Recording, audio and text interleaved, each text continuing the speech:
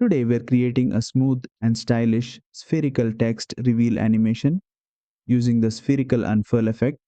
Let's begin. First, open your project in CapCut.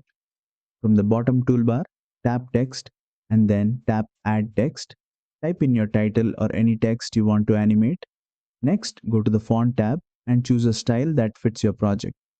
Clean, elegant, or modern fonts work especially well with this spherical unfold effect. Now tap the animation tab. Inside the in section, look for an animation called Spherical Unfurl.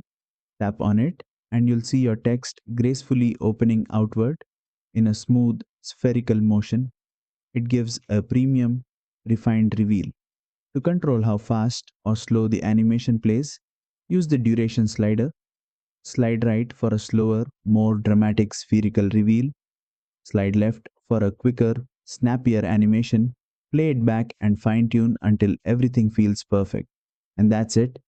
You've just created a spherical text reveal animation in CapCut Mobile. If this tutorial helped you, don't forget to like, share, and subscribe for more detailed CapCut tutorials.